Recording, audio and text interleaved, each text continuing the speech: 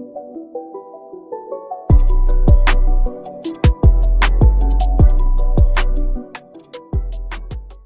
yang pertama yaitu SOP kesehatan dan kebersihan pribadi pelaku pasar dan pedagang ikan. Next. Jadi pada SOP pertama ini kita pedagang ikan khususnya sebelum memulai bekerja itu harus mengecek apakah anggota tubuh dalam kondisi sehat, apakah tidak sedang flu atau sakit. Jika ada luka pada tangan, ditutup dengan kain pembalut steril. Keduanya itu gunakan perlengkapan kerja seperti celemek dan sepatu bot. Bila perlu gunakan topi dan penutup mulut. Jadi standar untuk pedagang ikan itu yaitu menggunakan celemek, sepatu bot, topi dan penutup mulut. Yang ketiga yaitu cuci tangan dengan sabun setelah keluar dari toilet atau memegang sesuatu yang dapat mengkontaminasi ikan. Terus keringkan perlengkapan kerja dan simpan di tempat yang semestinya. Terus yang kedua mengenai SOP bekerja secara higienis pelaku pasar dan pedagang ikan. Tidak merokok, meludah, batuk atau bersin saat berjualan atau menyaingi ikan. Terus apabila tangan itu luka, kita bersihkan dulu. Kalau perlu kita tutup luka itu dengan pembalut steril. Terus yang SOP ketiga, pembersihan dan sanitasi tempat berjualan ikan.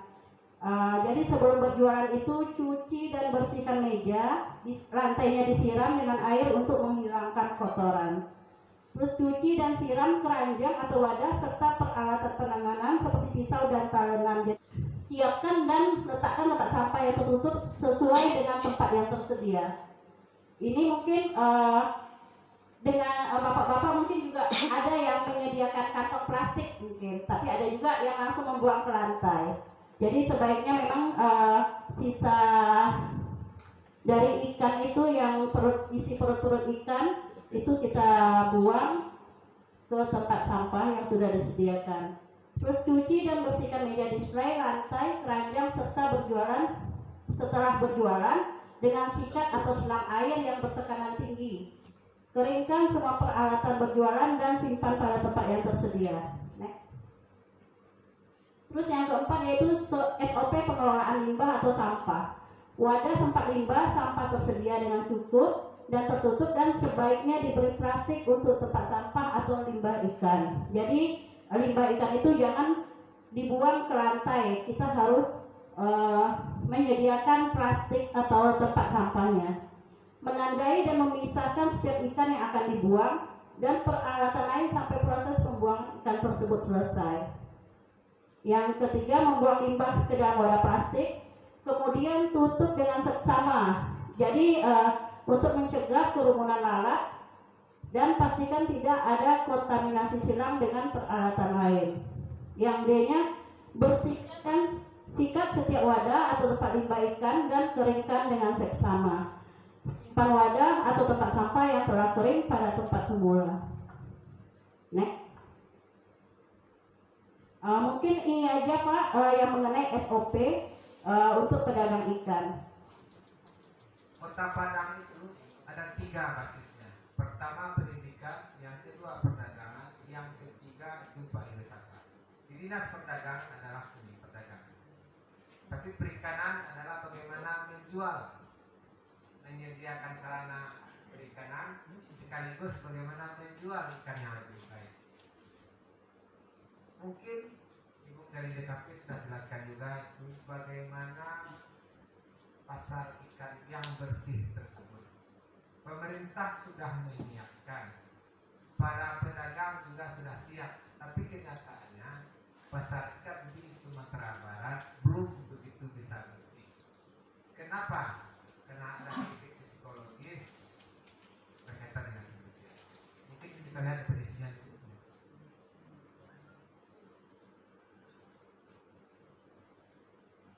Bagaimana pasar ikan itu yang menjual ikannya segar, hidup dan olahannya dilengkapi dengan fasilitas.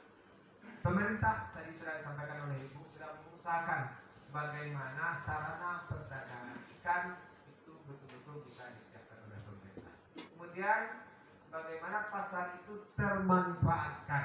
Kadang-kadang ini sudah dibangun misalnya, ada lapak-lapaknya seperti ini.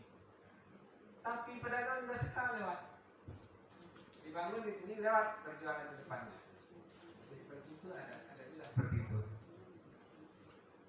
Sehingga perlu pemanfaatan para lapak-lapak yang telah disiapkan. Lantainya bagaimana yang bersih? Lantainya bagaimana? Saluran pembuangannya bagaimana? Ini saluran pembuangan ini menjadi tugas pemerintah. Tapi lantai yang bersih itu jadi tugas pedagang. Bagaimana kelompok-kelompok pedagang ikan bisa membersihkan lantai-lantai dari tempat berjualannya. Penerangannya ini mungkin tugas pemerintah. Ventilasi udaranya tugas pemerintah. Kemudian peralatan sanitasi ini mungkin tugas bersama juga bagi kita, baik pedagang maupun oleh pemerintah. Ini perlu kebersamaan, intinya kebersamaan di sini. Ada beberapa contoh yang berkaitan dengan penunjang dari pasar. Lihat, seperti kita lihat, Bapak itu sudah tahu juga timbangan. Ini banyak keseparatan yang terjadi. Misalnya penyimpanan Polbok Semarang saja ada api. Ini juga bekas semraut. Jadi ada barang-barang yang sudah digunakan, ada yang rusak, dibiarkan aja. Semestinya ini kan dibuang nih. Semestinya ini dibuang. Ini dibersihkan semuanya. Tapi kita lupa. Kita hanya memikirkan sesaat lapak-lapak yang sudah disiapkan tersebut. Kemudian rontokannya atau lainnya juga akan begitu saja. Ini adalah tugas kita bersama. Tidak hanya pemerintah, tapi juga kita. Supaya ini lebih bersih, lebih tertata, sehingga orang sangat berminat. Jadi sekali lagi kesadaran yang kita butuhkan untuk bagaimana pasar kita ini betul-betul tertata dan rapi. Ada dua di sana, pemerintah dan pengelola pasar. Pengelola pasar ada dari masyarakat. Tapi saya yakin kepercayaan kita semuanya, semangat dinas untuk mewujudkan bagaimana pasar itu menjadi bersih. Kuncinya lagi dinas, pengelola pasar, dan pedagang pasar.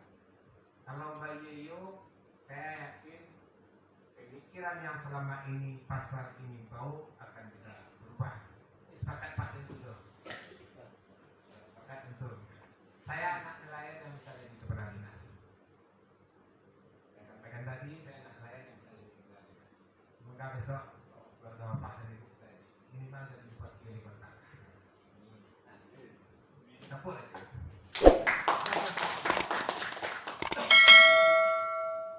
Mari kita bersama Bu, mungkin tulis materi ini bersepakat apa beliau dinas terkait apakah dinas perdagangan atau dinas perikanan untuk menyediakan sarana. Pertama drainase, ya agar airnya lancar.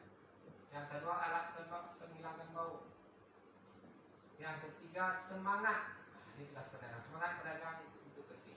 Jika ini tercapai, misalnya ibu-ibu yang memang punya yang kuat dari kebersihan, maka dia akan datang. Tapi kalau tidak, kelas menengah ke atas dia akan mau datang. Kalau tidak mau datang, terus jawab. Lanjut. Lalu kalau ini sukses, banyak orang berlanjut, kita pilihan dua saja, pilihan satu. Pedagang akan dari rumahnya. Kalau nanti buruk-buruk tadi tetap dipelihara. Tapi kalau kita bersama mau membersihkan harga di pantai, tetap harganya segitu juga, maka pedagang akan seperti ini. Pak pilih nama. Kalau mau pilih ini, kalau bicara soal dolar, standarnya ada kebersihan. Kalau bicara apakah menjadi orang kayu, tentu keuntungan pada pek bisa daun anak. Enggaklah sekarang kita jadi perintis ya. Ini anak terperangkat, dia akan sukses karena harga bisa dijual lebih mahal. Karena orang menengah kateh bisa belajar kasih. Melalui pelatihan ini, Bapak akan bisa seperti yang sebentar. Ya, kita berikan aplaus buat kita semua. Saya yang diwakilkan untuk menutup acara pada hari ini. Saya berharap mudah-mudahan acara kita yang selama 2 hari ini ada manfaatnya buat bapak-bapak. Dari 5 materi itu mungkin ada nanti yang bisa dipakai di tempat bapak-bapak. Kalau memang tidak bisa kita mulai keseluruhan, mungkin dari bapak-bapak sendiri dulu yang memulainya gitu. Karena kami pengen juga gitu di Sumatera Barat ini ada pasar lah yang sesuai dengan standar yang higienis gitu. Mungkin itu aja Pak yang bisa disampaikan.